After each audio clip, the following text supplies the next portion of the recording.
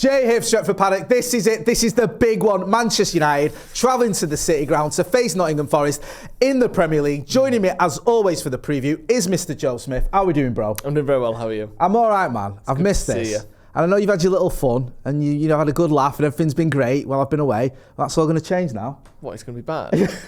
Why would we want that? Why would you want that? Just to stamp your authority, you're going to make things worse. Pathetic. You've had your laughs now. Yeah. That's all come to an end. Ralph Ragnick coming in and making a terrible situation worse than it ever was. Unbearable.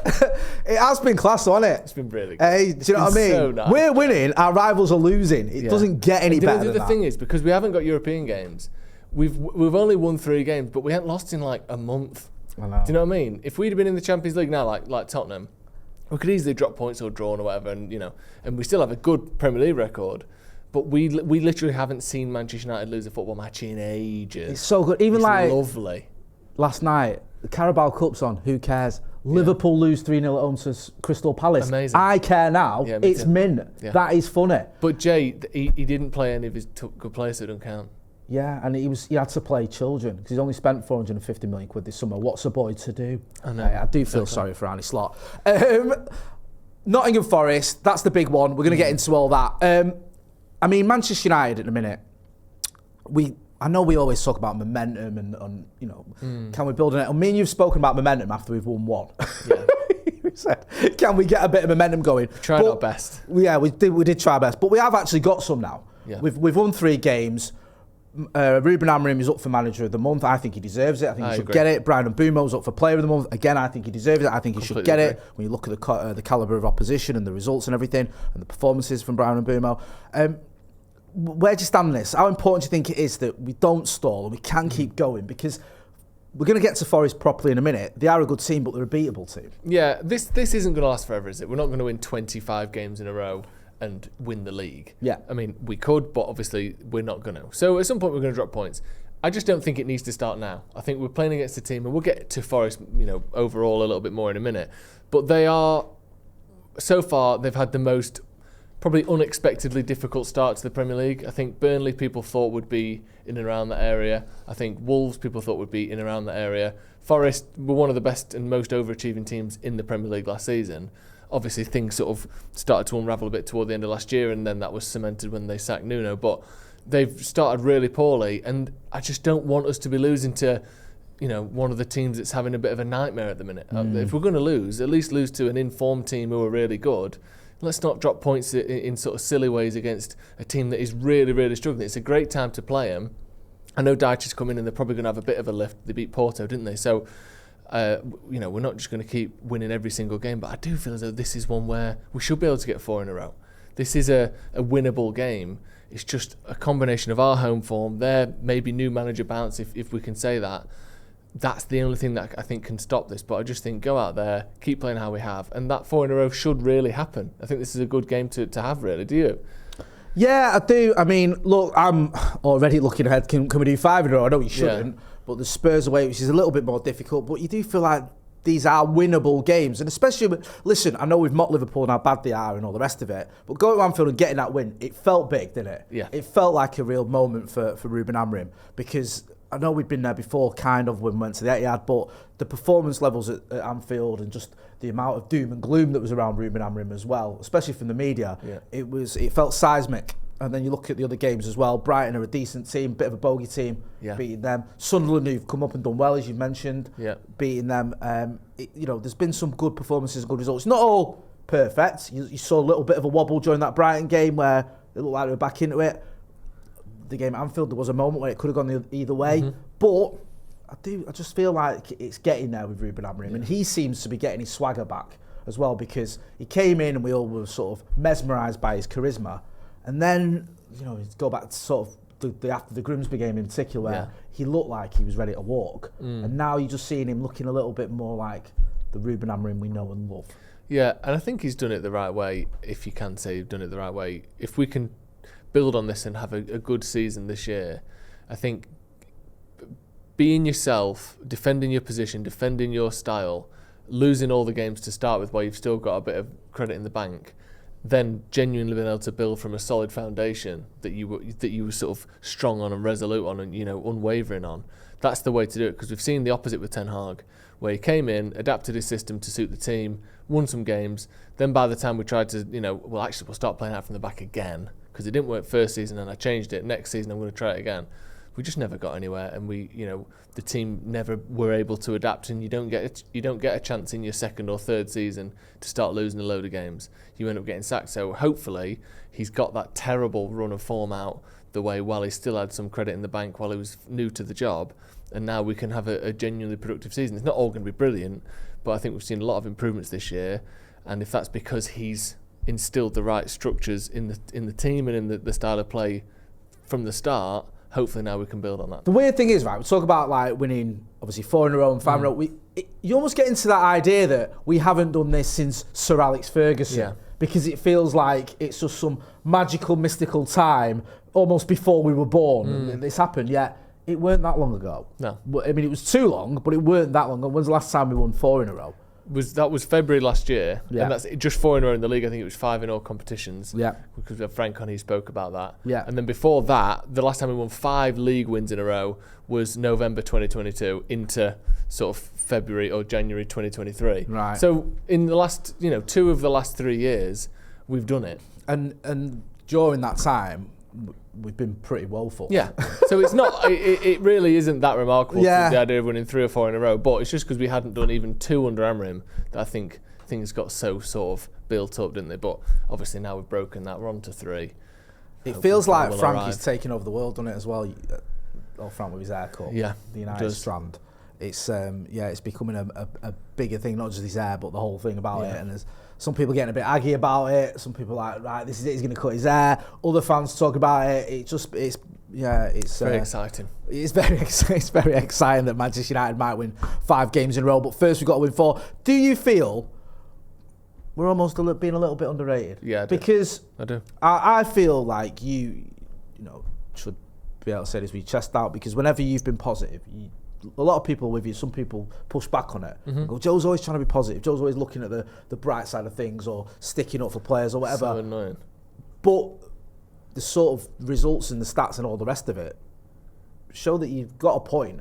Because even though, there's certain performances you haven't defended, Grimsby Town or City or whatever, but there's been games where United have been a bit unfortunate, and also there's been games where you look at the run we've had, it's been very difficult. It has been very difficult. I think certainly after the first 5 games, Opta released a sort of table of who'd had the most difficult opener. United were at the top of that. I can't imagine it's changed too much, because since then we've played a Sunderland team that at the start of the season would have been deemed an easy game, but actually they've been the 3rd best team in the Premier League. We've had the reigning champions who are going through a shit time, but it's still Liverpool at Anfield, which is going to be one of the most difficult rated games for any of these data heads. And then Brighton at home, a team that we've lost 6 of the last 7 Premier League games against. So I can't imagine we're anywhere other than 1st or 2nd in terms of most difficult starts. And yet, we've had some very good performances in that time. And when you watch other teams play, I haven't been particularly impressed by Liverpool. I know obviously they've then sort of proven that themselves in the last 3 or 4 games, losing them. But even the first 5 games that they won all of them, we sat here and said, they haven't been great. Something's not right with this team. They're relying on last-minute winners all the time, etc., etc. I think Arsenal are the team where you go, you've conceded 1 shot on target in a month. I'll let you off. You've been good. You've definitely been better than Man United. But I look through the rest of the teams. I think Tottenham are so up and down with home and away form. I don't necessarily think they've been much better than us in terms of performances across the board. I think Bournemouth are another team where I go, they've overachieved more than we have, but I don't think they actually look much better or any better than us. We beat Sunderland comfortably when we played them. And Man City are, again, probably the only other team where you go, maybe across everything, they've probably been better than we have. Yeah. But other than that, I don't think anyone else can really claim that. I think we've been one of the better performing teams in the league this season that I've seen. And when you pair that with the fact that we've had probably the most difficult start of anyone, I think generally speaking, things are pretty good at the moment. I really do. Listen, if you can't enjoy the good points, there's no point in being a fan. Yeah. You can't enjoy it. You can't enjoy the wins, and you can't enjoy the fact you're moving up the table, and you can't enjoy the fact you're beating your rivals in their own backyard. Yeah. Then we should all just go home and do something else. And it's not been perfect, and being in 6th place isn't like, let's get the bunting out, we're having a parade. No. But it is moving in the right direction, and we have got a few wins under our belt consecutively, which is what we've been asking for a long, long time. And to sort of add to your point as well, you've mentioned there how good Arsenal have been. We were better than them. Yeah. When we played them. Yeah. We were. It's a shame we lost that, innit? It is. And I'm sorry, and I know I'm a broken record, but I'll keep going on about it. We were robbed of a clear penalty as well, which doesn't help. Yeah. So, yeah, I think there are reasons to sort of be cheerful. Yeah. Should we talk about Predict 11s? Before that, Jay, I'm going to stop you there. I want people to send in their pre-match predictions, okay? Send a video in. This is through gritted teeth, I'm going to go along with this. Because I've been away, and you've come up with something, you and them lot behind the cameras. Me and Adam, but yeah. Yeah, well, they've got involved with the little graphic as well, helping you. Sorted us out. Yeah. Basically, all you have to do, send in your pre-match predictions to paddockmatchday@gmail.com. Just a video of yourself like this on your phone, in landscape, 30 seconds, how you think the game's going to go, who's going to score, all of that good stuff. Send it into paddockmatchday@gmail.com. We got loads sent in last week, so please do loads sent in when I wasn't here, is what you're trying to say. Sorry, Jay. Yeah. Why don't you just say paddockmatchday@gmail.com when I wasn't here? Pretty much, yeah. Should we get into some predicted 11s? Yeah. Do you know what? This is worrying. It's worrying and comforting at the same time. We've got the same team as each other. So let's just go through one together. Okay. Because there's no point going mine and then yours. This is the team we've both selected. And I believe it's unchanged from the last week, isn't it? Yeah. I think so. I think the team it that is. Started against Brighton. Yeah, it is, because we heard from the manager. He's done his presser a little bit earlier this week, which is good, handy for us. And I think Maguire's still a doubt. Martinez isn't quite fit yet. Yeah. So there's not going to be any curveballs there. Mount, we expect to be fully fit, but he hasn't played as much recently because he was carrying a little bit of a knock. Yeah, missed the last game, didn't he? Yeah, so do you change your winning formula? Is there any reason for him to change it? I think there's a couple of question marks and a couple of reasons why you might change it. Go on. One is left back or left wing back. Do you go Dalot? Do you go Dorgu? Do you bring Mazraoui in there? That's one question mark. The other one is, do you want to bring Mount back in? Maybe we don't know the entire fitness sort of situation of Mbeumo and Cunha and Sesko, for instance. If one of them's got even the faintest glimmer of a knock or some sort of pull, I guess Mount would come in for one of them. But I think all being sort of as it seems on face value, I think it probably will stay the same. The other thing, and we spoke about this on the way to filming this, is we're getting to a situation now where we've only got one game a week, and because we've not had many injuries so far this season, which is great. It does sort of mean, though, that the subs are playing far fewer minutes than the starting players, which means that when they come on, there's a noticeable shift in sort of match readiness. Dorgu looked a little bit sloppy and sort of scruffy with his touches and stuff the other day. I thought Mainu looked a bit slow. I thought Xerxes kind of drifted in and out of the game as well. And maybe you do want to give some of those players a few more minutes just to keep their fitness levels. He's trying to sort of spin the fitness plates a little bit.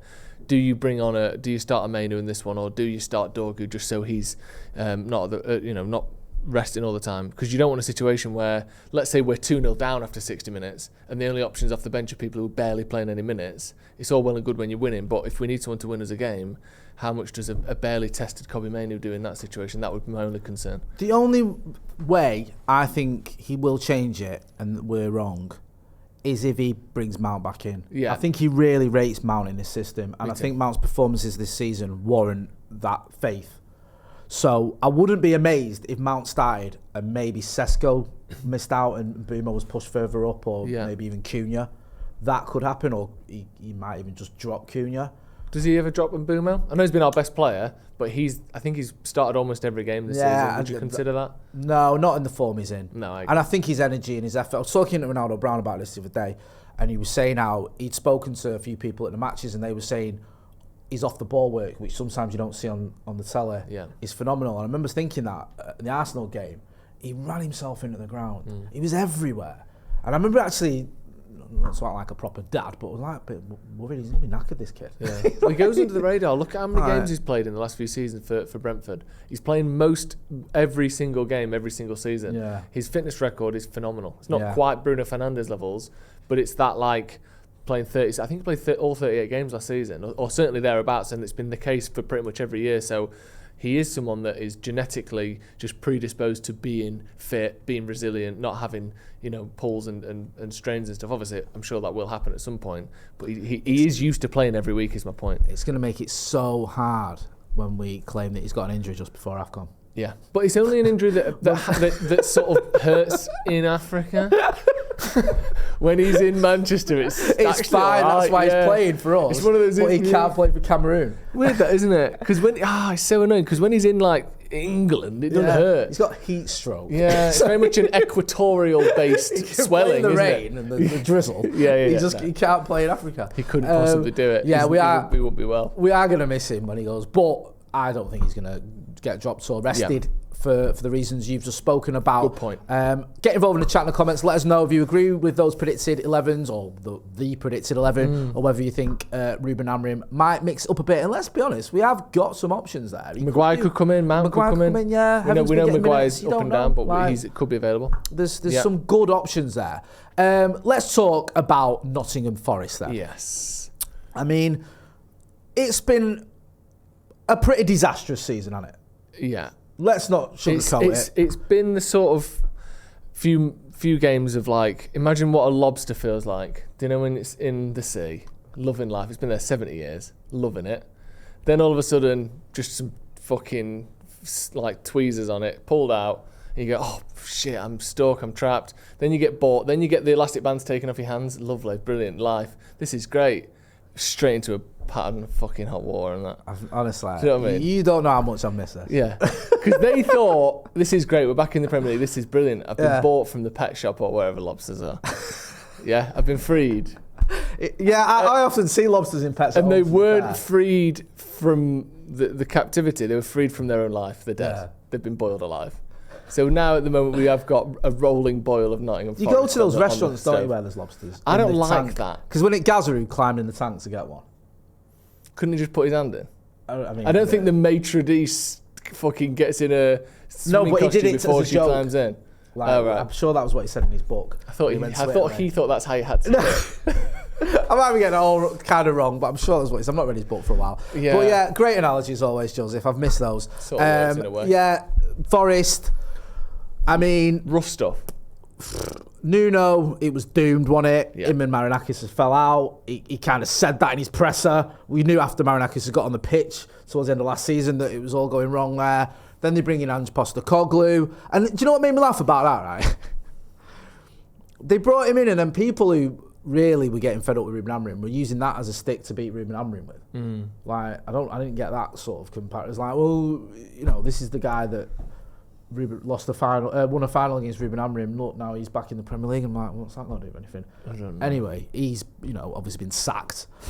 So yeah, that after 39 days. Yeah, and no wins says a lot. Yeah. And now they brought in Sean Dyche, and there's a bit of a issue between Dyche and Amorim, isn't there? As in a way, in a podcasty way.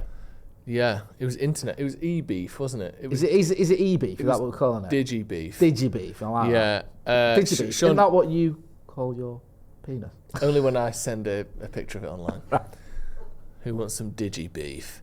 No, Sean Dyche said I could have won more games playing 4-4-2 with this United team than Amorim had. And this was sort of 15 games in or so, something like that. Amorim's spoken about it in the press conference, basically said, he just handles things well, doesn't he? Did you hear what he said? Yeah. He just went, you know what? Pundits have to sort of say stuff. You need to be interesting. You say interesting things. I would do the same. He's a very good manager. And he just says, like, I listen to podcasts where they say interesting things. Yeah. And they say, I just think Ruben Amorim's just so much better than I am as a person. Did you see? Because I'd have just gone, he can shut his fucking mouth. Yeah. But see, that's why he's managing a team that have just sacked a manager, because he's a muppet. And that wouldn't have helped anyone and made any sense. No. Did you see what Liam Rossini said the other day? I never thought I'd quote that on this show. Liam Rossini, can we just get up who he's managing at the moment? I know he's been at Strasbourg, I think he's at. Right. And you'll know him. He's had he's a player obviously, now he's a manager. And he made a really good point about like football management is 90% management and 10% football or tactics. Right. Like he said, one of the biggest things that football managers do is literally just manage personnel, manage people, manage expectations, manage the press, manage the media, all of these things. And I think that's what Amorim is so good at. I think you could take Ruben Amorim and put him as the manager at a call centre, at B&Q, at a coffee shop, at a football team, and he would do a good job at any of them. Not because, obviously you're getting paid millions, so do the United job. But I think there's like that's great advice, man. I hope Ruben Amorim's watching this. I hope he's sitting there going, do you know what I was going to say? No, don't go to Wicks. Yeah. But what I'm saying Joe's is right. He's just good with people. Yeah. And I think one of the reasons he's kept the job so as long as he has through as much shit as he has is because he's great to be around. And that is honestly a massive thing. And I think that will stand him in good stead. It's one of the reasons Ten Hag got sacked. It's one of the reasons that other managers in the past have been sacked, because they're not interesting to be around. They don't know what to say when things go wrong, or when they get given a difficult question, or they get pissed off when they should have made a joke of it, or vice versa. The way he reads the room and like just little things like that. Sean Dyche basically said, "You're doing shit. I could do better, and I'm shit." Is essentially the joke he was making. To just go, yeah. I mean, you got to say these sorts of things. I can't wait to play him. He's a really good manager. I just think he just handles that stuff so well, and I think that for the 90% of it, he's really good. I think obviously the tactical thing seems to be arriving as well now. But that's what gives me so much hope with him as a manager, because I think management is a big part of it. People want to just think that it's only tactics, and that isn't the case. Do you know what? This is what makes me laugh when people try and criticise Fergie as just being that kind of guy. Yeah. Because that is not easy. Look at who Fergie was managing. Yeah. Fergie had so many personalities and players during his career at Manchester United, and including the modern era. People like Fergie was just managing in the 50s or something. Yeah. He managed Cristiano Ronaldo and Wayne Rooney. He wasn't managing players that were born in the 40s. No. Like, he was managing modern superstars, and he managed them very well, and kept winning titles and kept winning Champions Leagues and kept winning loads of trophies and kept United where it was a disastrous season if we only won the league and lost the Champions League final. It was that kind of thing. So he was very good at that. And a lot of players, I know he fell out of a few players, but the vast majority of players respected that and talk about how he managed those situations and how he did it so well and how he managed so many different facets of the club as well. And I think this is where a big test is going to come in for Ruben Amorim, going back to what we were talking about earlier.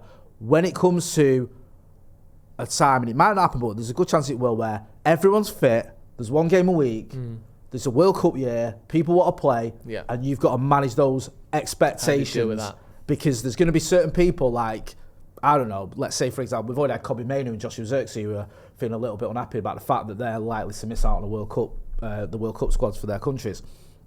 You might have a situation where you've got, Cunha and Bumo. I know they've got the AFCON, but let's say it's a little bit after that or whatever, in terms of Bumo, obviously. Cunha and Bumo and Mount all vying for those, just the two positions. You might have something there where you have to make a decision, or you drop in Sesko or whatever. So it'll be interesting to see how Amorim handles that. But going back to what you're saying, the way he's carried himself, there's every reason to believe he can. Yeah, you'd hope so. Yeah. They're the big sort of test. And I think the Dyche thing is important. Obviously, just wider on Forest a bit, they've won one game in the league this season, and that was the opening day against Brentford. They've barely scored in the last sort of 9 or 10 games as well. This is why it's one of those games where you just got to win. You can't sugarcoat it, can you? No. If you don't win, if you lose, you can't go, well, look at them, they have beaten Brentford. Yeah. I think that 2 months ago. The Porto win was pretty impressive, because I think Porto were on this 14 or 13 game winning run or unbeaten run or something. Porto started really strongly this season, and they beat them 2-0 last week, but then they lost comfortably to Brentford at the weekend. Bournemouth at the weekend. So, they're going to be better than they were under Postecoglou. Harder to score against, but we've just got to deal with it. We got to deal with him. Elliot Anderson's one to keep an eye on as well. We've been linked with him, so we'll be watching what he's up to. Very good player. With all that being said then, my friend, give us your score prediction. I think we're going to win. It'd be interesting to see how we play, because I think Amorim said about them pressing and sort of giving us less space than Brighton did, so that'll be interesting to see. How do we deal with that? I'm going to say a pretty close game. I think we'll be the better team, and our away record hasn't been great, but it's improving, so I'm going to go 2-1 Manchester United. What do you think? I like that. Yeah, I do. I think you're right. So I'm going to go 3-0 United. Brilliant. Yes. Classic. Okay. 3-0. I'll take that. Love that. Hey, why not? We're back. Yeah, we are back, actually. Yeah, we're back. Right, there we go. He's right. We're back. Yeah, we can do this. Let's have a look, right, actually, quickly. Can we look at the table? If we win, where does that end? If we win, go on. Well, we could be second. Could be. Depending on all the results. Who knows? We're going to be here for the watch along, aren't we? Yeah, big time. Yeah, big Can't time. wait for that. Getting you right back into the watch along spirit. I've missed it, man. Yeah, I missed it. Honestly, I'll be so gutted if we don't win now. Yeah, honestly, you don't understand. Make sure you are sending us your score predictions to paddockmatchday@gmail.com. Also, get involved in the chat and the comments. Don't forget as well, check out the Paddock merch. There's a link in the description for that. That's been Joe Smith. You can go and find him on the Sloppy Joe's podcast. I'm Jay Motti. This has been a preview of Manchester United against Nottingham Forest. Thanks for watching.